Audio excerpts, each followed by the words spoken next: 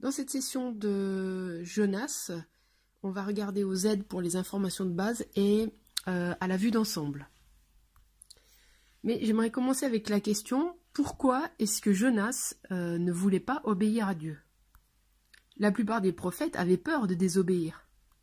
Et il y a même des prophètes dans le livre des rois qui ont été tués parce qu'ils ont désobéi.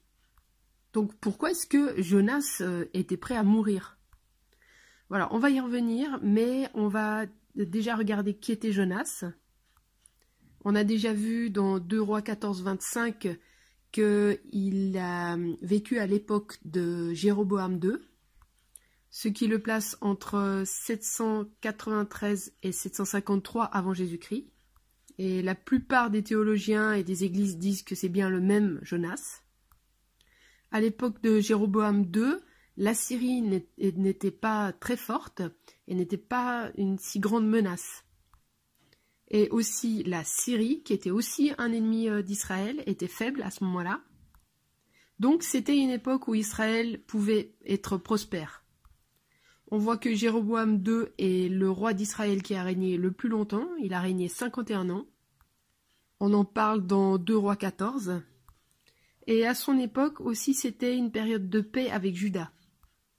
Et même dans 2 Rois 14, 25, on voit que les frontières d'Israël et vers le nord étaient aussi étendues qu'à l'époque de Salomon et David.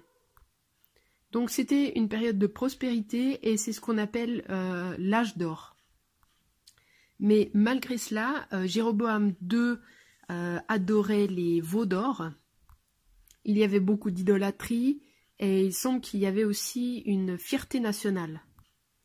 Il semble que les gens d'Israël étaient orgueilleux du fait que leurs frontières étaient étendues, qu'ils avaient la bénédiction matérielle. Et peut-être qu'ils pensaient qu'ils avaient la bénédiction de Dieu. Peut-être qu'ils pensaient qu'ils étaient meilleurs que les nations autour d'eux. Mais on voit que Amos et Osée, qui sont contemporains de Jonas, que dans leurs livres, ils avertissent par rapport à l'idolâtrie, par rapport à l'injustice sociale, par rapport à l'apostasie, et ils donnent aussi cette prophétie qu'une sorte de nuage sombre de jugement est en train d'arriver depuis le nord. Que les Assyriens, en fait, étaient en train d'arriver pour amener le jugement. On le voit dans Amos 5, 27, où il est dit que Dieu va emmener Israël en exil au-delà de Damas, ce qui sous-entend la Syrie. Oui, et Damas sous-entend la Syrie. Donc il devait savoir qu'un jugement était sur le point d'arriver de la part de la Syrie. Donc pour les lecteurs d'origine, tout allait bien à l'extérieur, mais ils avaient des problèmes de cœur à l'intérieur. Ils ne respectaient pas Dieu et l'alliance. Voilà, donc à quelle date est-ce que Jonas a été écrit? Donc comme on l'a vu, très probablement à l'époque de Jéroboam II, et peut-être plutôt à la fin de son règne, parce qu'on peut voir que Jonas a pas mal d'orgueil national. En tout cas, c'est certainement sous le règne de Jéroboam, ce que je pense. Mais il y a une autre possibilité. Certains disent que ça pourrait avoir été écrit après l'exil. Et un des arguments principaux pour dire cela, c'est que dans Jonas 3, Ninive est décrite comme une très grande ville et que ça prend 3 jours de marche pour la traverser. Et certains ont dit, mais ça, c'était le cas seulement à l'époque de Sennachérib. Et aussi dans Jonas 3.3, il est dit que Ninive était. Donc en utilisant le passé, mais si on regarde tous les verbes de Jonas, ils sont au passé. Un autre argument qui est avancé, c'est que l'araméen qui est utilisé est une forme plus tardive. Et aussi qu'il n'y avait pas de roi de Ninive. Mais ça pourrait aussi être traduit par gouverneur. Et par rapport au fait qu'il fallait 3 jours de marche pour traverser Ninive, on pourrait aussi le comprendre qu'il fallait 3 jours pour aller dans chaque zone de la ville.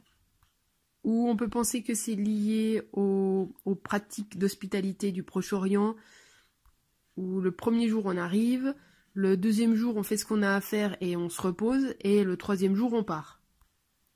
Ou peut-être ça pourrait être lié au fait que Ninive était le nom utilisé pour 4 villes, un groupe de 4 villes, et donc que ça prenait 3 jours pour aller dans toutes ces villes.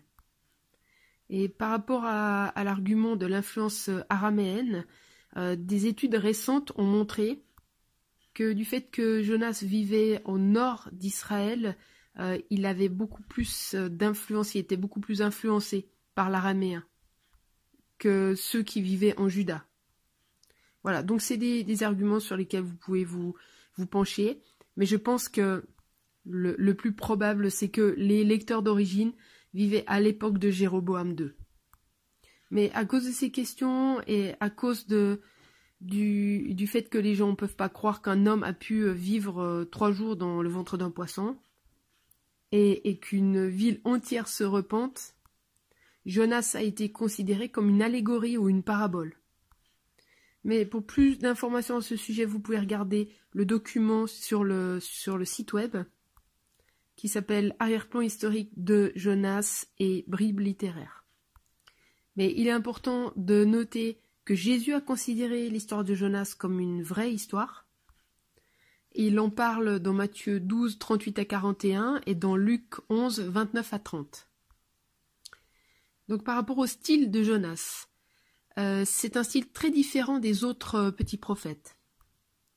Parce que les autres parlent principalement des prophéties, des paroles qui ont été données, alors que dans Jonas, il n'y a qu'une seule prophétie, et ça se trouve au verset 4 du chapitre 3. Jonas parle davantage des événements ou de ce qu'il fait. C'est plus comme Élie et Élisée dans le livre des rois. Ça parle plus de ce qu'ils ont fait. Le livre de Jonas est aussi unique dans le sens qu'il termine avec une question, sans donner de réponse, et il fait cela pour laisser réfléchir l'auditoire et pour souligner le point principal du livre. Les observations clés sont les contrastes. Par exemple, on voit l'attitude de Jonas et la manière dont il réagit, en contraste avec la manière dont les marins se comportent, ou par exemple la perspective de Jonas sur Ninive, en opposition avec celle de Dieu. Une autre observation, ce sont les émotions. Par exemple, au chapitre 1, on voit les marins qui ont peur, alors que Jonas a une attitude d'apathie, de colère, et même dans tout le livre d'ailleurs, de colère et une mauvaise attitude. Vous pouvez aussi observer ce que Dieu fait. Si on pense aux lecteurs d'origine, si on se met à leur place, on peut penser au fait que les rois d'Israël n'ont quasiment jamais suivi la voix de Dieu. Ils n'ont jamais réellement écouté un prophète, alors qu'un roi païen écoute un prophète étranger. Les thèmes clés sont le caractère de Dieu. Par exemple, on voit beaucoup la compassion de Dieu dans ce livre. On voit la compassion de Dieu sur les marins au chapitre 1, on voit sa compassion sur Ninive et sur Jonas plusieurs fois aussi. Il le sort du ventre du poisson, il lui donne même cet arbre. Et on voit aussi la souveraineté de Dieu. On voit ce qu'il fait sur la nature, sur les nations, sur Jonas, etc. Et on voit le caractère de Jonas en opposition avec les autres caractères qui sont dans le livre. On voit que d'une certaine manière, les marins et les habitants de Ninive, qui sont païens, réagissent mieux que Jonas, qui est le prophète de Dieu. Donc l'idée générale de ce livre, c'est que Dieu déploie sa compassion sur toutes les nations. Dieu avait appelé Israël pour être une lumière pour les nations. Mais c'est comme s'ils avaient développé cette idée qu'ils étaient les seuls à être le peuple de Dieu. Et que Dieu n'était pas censé montrer sa compassion sur d'autres peuples. Il semble que Jonas voulait la bénédiction de Dieu, son pardon, son amour juste pour lui-même et sa propre nation, et qu'il ne voulait pas que ce soit étendu à d'autres peuples. et aux ennemis d'Israël.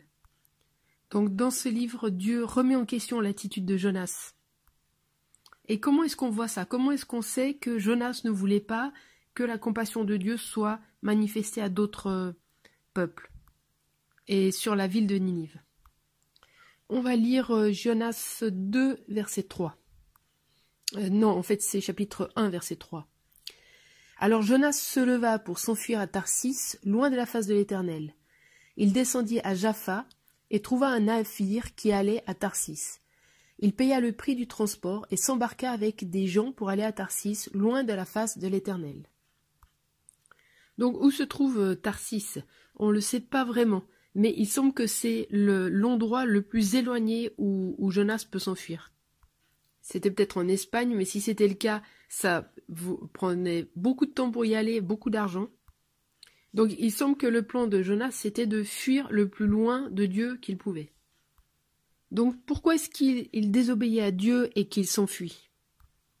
On va regarder au chapitre 4, verset 2. Il pria l'Éternel et dit « Ah, Éternel, n'est-ce pas ce que je disais quand j'étais encore dans mon pays? C'est ce que je voulais prévenir en fuyant Tarsis, car je savais que tu es un Dieu qui fait grâce et qui est compatissant, lent à la colère et riche en bienveillance, et qui regrette le mal. » Et donc, ce qu'il dit en gros ici, c'est qu'il dit « il savait que Dieu allait montrer de la compassion à Ninive s'il se repentait. » Et il ne voulait pas que Dieu les épargne. Il voulait qu'ils soient jugés par Dieu. Donc pourquoi est-ce que Jonas ne voulait pas qu'ils reçoivent la compassion de Dieu? Souvenez-vous, comme on a vu dans l'histoire, comment les Assyriens étaient horribles, comment ils conquéraient des pays, et comment ils traitaient les prisonniers de manière horrible. Les Juifs n'avaient pas du tout une bonne opinion des Assyriens. Et ils les aimaient pas du tout, c'était les pires des pires, quoi, les plus païens des païens. Et donc, Jonas ne voulait pas que les Assyriens aient une occasion de se repentir et d'obtenir la grâce de Dieu. Donc, Jonas trouvait qu'ils étaient trop horribles et qu'ils ne méritaient pas de recevoir la grâce de Dieu. Et le fait que Dieu l'envoyait vers eux, eh ben, il savait que Dieu leur donnait une chance de se repentir. Et certainement que Jonas connaissait ce que le message d'Amos et d'Osée par rapport à ce jugement qui venait du nord. Et il savait que Dieu allait utiliser l'Assyrie pour amener un jugement sur Israël. Et peut-être que Jonas était nationaliste et qu'il ne voulait pas qu'une autre nation bénéficie de la grâce de Dieu. Mais Dieu voulait enseigner d'autres choses à Jonas, à la nation d'Israël et aussi à Juda. Par rapport à sa compassion, à son cœur, qu'il veut sauver les gens. Dieu voulait que Jonas et aussi les lecteurs d'origine se détournent de leurs préjugés raciaux, qu'ils comprennent qu'il étend sa compassion sur qui il veut, même sur les ennemis d'Israël, et que les gens d'Israël ne peuvent pas le limiter ou le contrôler. Il démontre sa miséricorde à qui il veut.